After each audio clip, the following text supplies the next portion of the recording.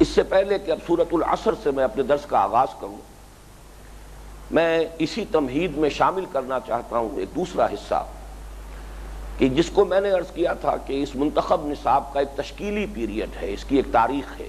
سن 51 سے اور سن 65 تک یہ مختلف مراحل طے کرتا ہوا اس شکل کو پہنچا ہے کہ جو اب مطبوعہ کتابی شکل میں بھی سامنے موجود ہے۔ اس کی تاریخ بھی بیان کر دوں، اور اس کے ساتھ ہی جو میرا فہم قرآن کا بھی جو ایک پس منظر ہے، اور پھر میرے فکر قرآنی میں جو مختلف عناصر شامل ہوئے ہیں یا اس کی جو ڈائمنشنز ہیں، اس کے جو ابعاد ہیں، ان کا بھی تذکرہ کر دوں۔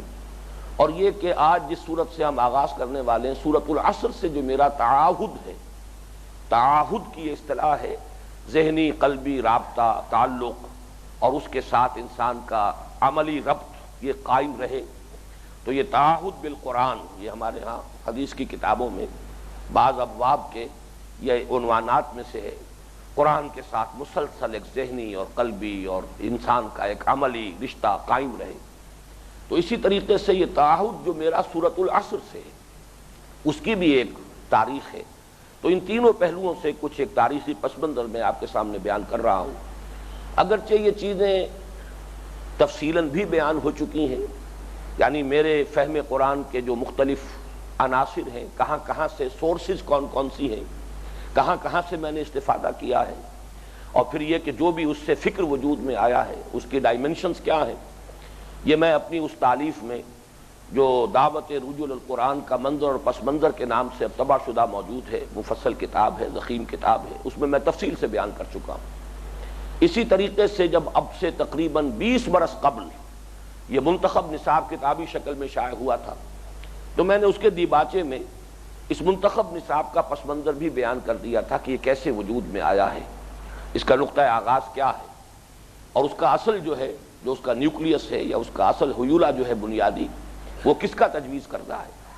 لیکن مجھے معلوم ہے کہ اس دور میں آ کر جب یہ آڈیو ویژول کا جب سے سلسلہ چلا ہے، اب پڑھنے کی طرف طبعیں کم ہی راغب ہیں، طبیعتوں کا رجحان پڑھنے کی طرف نہیں ہے۔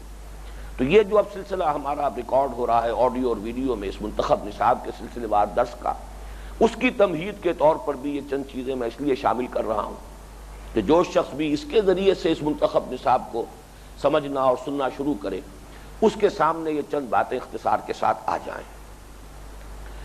اس میں جو چند نکات میں نے نوٹ کیے ہیں سلسلے وار اب آپ کے سامنے رکھ رہا ہوں۔ میرے دل پر عظمت قرآن کا جو اولین نقش قائم ہوا ہے وہ علامہ اقبال کی شاعری سے، جس سے میرا ایک تعلق جو ہے جب میں 5ویں جماعت کا طالب علم تھا اس وقت قائم ہو گیا۔ بانگ درا مجھے اس وقت ملی ہے، اور خاص طور پر اس کی نظم جو ہے شکوہ اور جواب شکوہ، یہ گویا کہ میرے اس وقت کا جو بھی شعور تھا، در حقیقت وہ تحت الشعور کہنا چاہیے، ابھی وہ فارمیٹیو سٹیج ہے، 10 برس 11 برس کی عمر، لیکن وہ پیوست ہو کر رہ گئی ہے وہ نظم شکوہ اور جواب شکوہ۔ اور اس میں خاص طور پر جواب شکوہ کا یہ شعر کہ وہ زمانے میں معزز تھے مسلمان ہو کر، اور تم خار ہوئے تاریک قرآن ہو کر، یہ میں صرف اس وقت گنوا رہا ہوں کہ قرآن مجید کی اہمیت، اس کی عظمت اس درجے کہ ہمارے زوال اور ادبار اور ہمارے تمام یہ ذلت اور رسوائی کا اصل سبب قرآن کو ترک کر دینا ہے، اس سے اب تو تعلق کا توڑ لینا ہے۔ یہ ہے در حقیقت نقش اولی۔ لیکن ظاہر ہے کہ یہ اس کو قرآن مجید کے ساتھ میں تعارف نہیں کہہ رہا، بلکہ صرف قرآن مجید کی عظمت اور اہمیت کا ایک نقش اولی ہے۔ فہم قرآن کے ساتھ میرا پہلا تعارف ہوا ہے یہ 1947 کا جو پر آشوب دور ہے۔ میں میٹرک کے امتحان سے فارغ ہو چکا تھا، اور 12 جولائی 1947 کو نتیجہ بھی برآمد ہو چکا تھا۔ اس کے بعد حصار جو اب مشرقی پنجاب نہیں بلکہ اب ہریانہ میں ہے، وہاں ہم لوگ تھے۔ پھر وہ فسادات، بلکہ لفظ فسادات غلط ہے، حملے شروع ہوئے، اس لیے کہ وہ تو ہندوؤں کی طرف سے پہم جو ہے حملے ہوتے تھے، لیکن یہ کہ اللہ تعالیٰ نے کوئی شکل ایسی پیدا کر دی تھی، ایک روحانی شخصیت وہاں ایسی موجود تھی، مولانا عبدالصمد خان صاحب رحمۃ اللہ علیہ، جو نقشبندی سلسلے کے بزرگ تھے، جو مدفون ہیں یہاں اب یہ کون سی جگہ ہے، دینالہ خرد میں مدفون ہے، اور یہ لاہور کی جو مسلم مسجد ہے اس کا سنگ بنیاد انہی کا رکھا ہوا ہے، اور جو وہاں پتھر لگا ہوا ہے اس پر ان کا نام درج ہے۔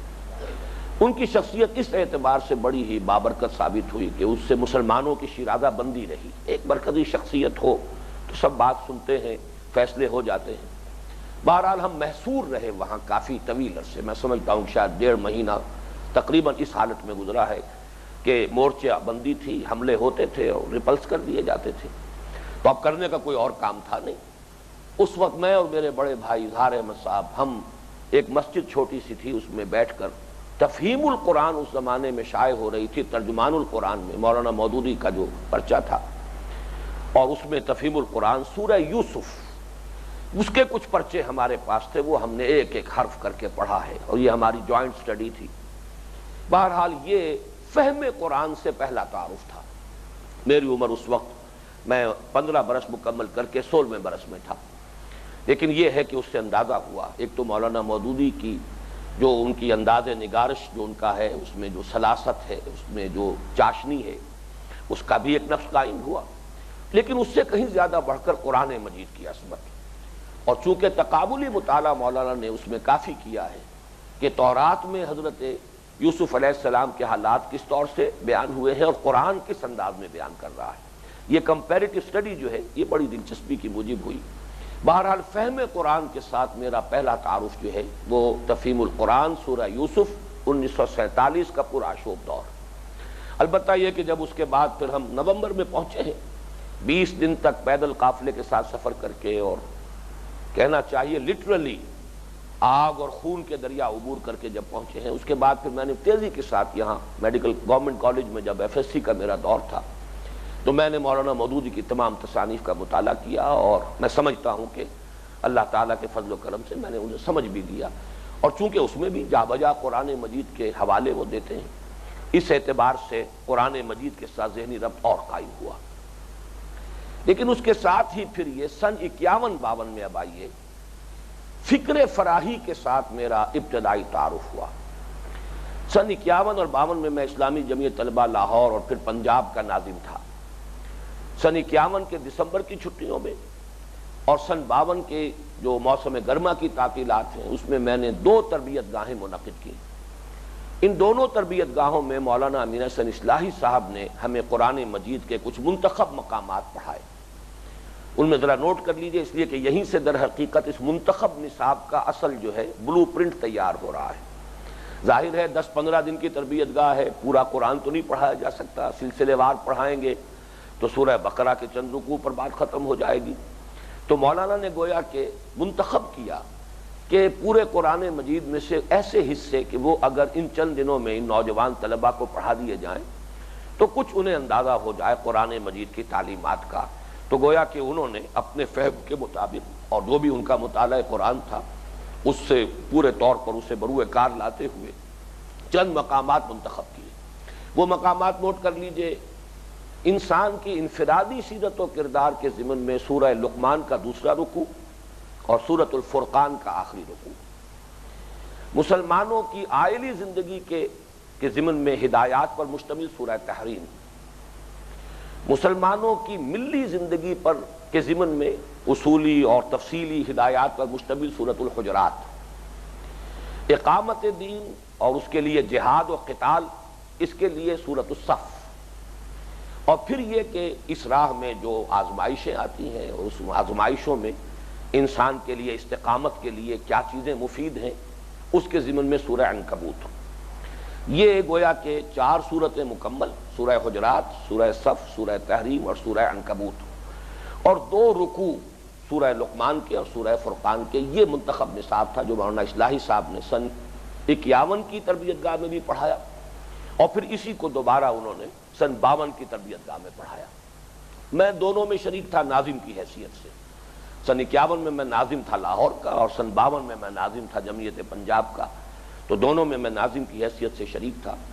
تو یہ در حقیقت ایک اعتبار سے فکر فراہی کے ساتھ میرے تعلق اور میرے تعارف کا نقطہ آغاز ہے. اس لیے اور یہ بھی میں عرض کر دوں کہ فکر فراہی سے میری مراد کیا ہے. 3 چیزیں ہیں اصل کے جو فکر فراہی کے امتیازی جو خصائص ہیں.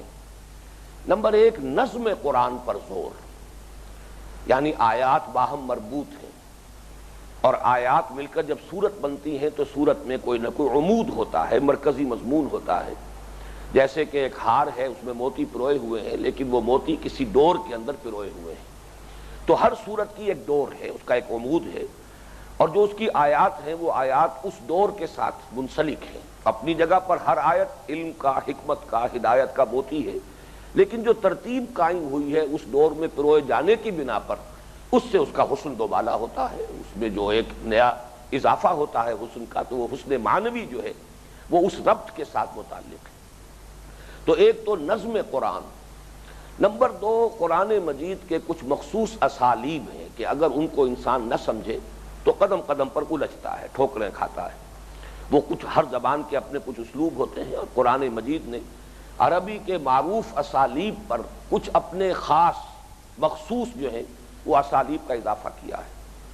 اور تیسری اور میرے نزدیک اہم ترین بات ہے، اور وہ یہ ہے کہ قرآن حکیم کا ایک فطری طرز استدلال ہے، منطقی نہیں ہے، فلسفیانہ نہیں ہے، مناظرانہ نہیں ہے، بلکہ ایک فطری طرز استدلال.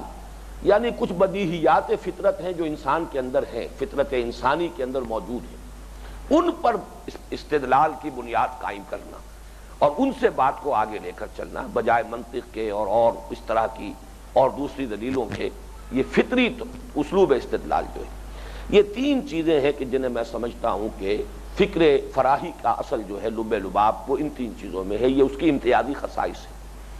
اس سے میرا پہلا تعارف ہوا، اور میں سمجھتا ہوں کہ اس کی بھی سب سے بڑی وجہ یہ ہوئی کہ مولانا اصلاحی صاحب نے جب 4 صورتیں پوری پڑھائیں، اگر وہ مختلف آیات صرف لیتے اور اس کے حوالے سے اپنے لیکچر مرتب کرتے تو وہ بات وہ نہ بنتی، بلکہ انہوں نے جیسے سورۃ الصف لے لی. اب ظاہر بات ہے جب سورہ صف کا درس ہوگا تو اس کا مرکزی مضمون کیا ہے، اس کا عمود کیا ہے، اس کی مختلف آیات اس سے کیسے مربوط ہیں، سورہ حجرات کا مرکزی مضمون کیا ہے، اس کا عمود کیا ہے، اس کی مختلف آیات یا مختلف حصے اس کے کس طرح باہم مربوط ہیں.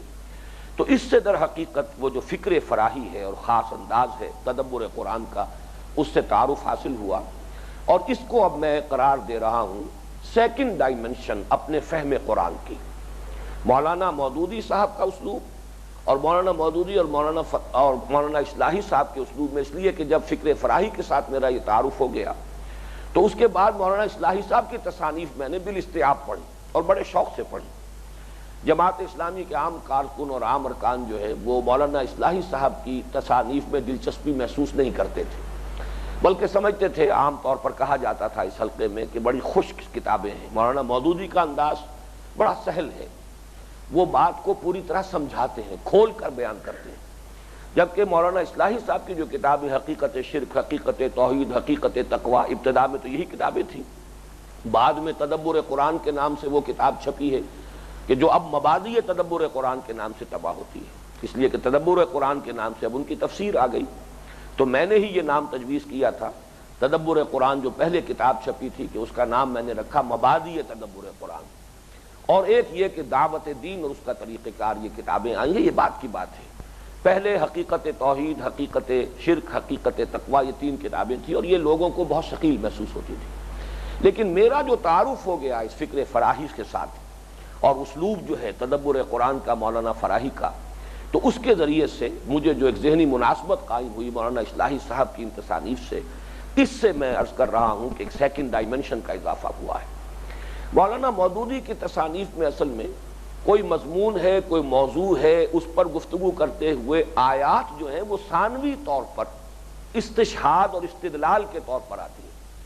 گویا کہ جو بھی تانا بانا ہے اس مضمون کا وہ تو مصنف نے خود اپنے ذہن میں قائم کیا ہے، اس کے اندر مقدمہ کیا ہے، پھر کیا دلیل ہے، لیکن یہ کہ دلیل میں پھر قرآن مجید کی آیات، گویا کہ وہاں قرآن مجید سے استشہاد ہے ثانوی درجے میں. اصلاحی صاحب کا انداز جو ہے وہ یہ ہے کہ وہ قرآن مجید ہی کو گویا بیس بنا کر اس سے استنباط کرتے ہوئے چلتے ہیں. یہ ان دونوں کی تحریروں کا اور اسلوب نگارش کا بنیادی فرق ہے. بہرحال اسی زمانے میں پھر میں یہ تو آج جب سوچ رہا تھا اور یہ میں جب نکات کچھ نوٹ کر رہا تھا کاغذ پر اس وقت کی گفتگو کے لیے، تو بار بار دل میں یہ خیال آیا ہے کہ یہ بھی اللہ تعالیٰ کا بہت بڑا فضل اور احسان مجھ پر ہوا ہے.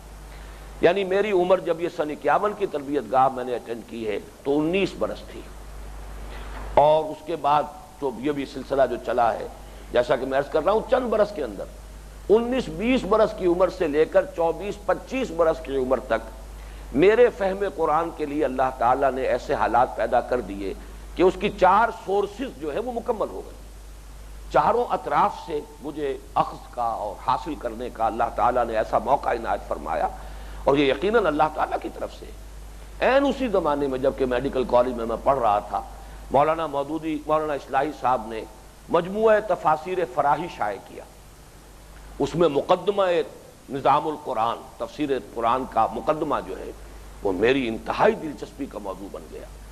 اور خاص طور پر اس میں جو چھوٹی صورتوں کی تفاسیر ہیں، ان میں سورۃ العصر، اس کی تفسیر تو یوں سمجھیے کہ میرے دل کے اوپر اس طرح نقش بن کر قائم ہوئی ہے، دل پر اور ذہن پر، کہ میرے بعد کے یہ سارا جو منتخب نصاب کا سلسلہ بعد میں جس طور سے مرتب ہوا ہے، اس میں اس کا نقطۂ آغاز بعد میں بنا سورۃ العصر. اس کے لیے در حقیقت یہ جو تفاسیر فراہی میں جو تفسیر سورۃ العصر ہے، جب میں نے اس کا مطالعہ کیا اور اس کی عظمت کا نقش میرے قلب اور ذہن پر قائم ہوا، یہ بھی اسی دور کی بات ہے. بہرحال اس زمانے میں یہ بات بھی طے ہو گئی کہ جو بھی منتخب نصاب میرے ذہن میں مرتب ہونے والا تھا، اب اس کا نقطۂ آغاز سورۃ العصر بنے گی. حالانکہ مولانا اصلاحی صاحب نے جیسا کہ میں نے عرض کیا ہے جو منتخب نصاب مرتب کیا تھا، اس میں سورۃ العصر کا کوئی ذکر نہیں تھا.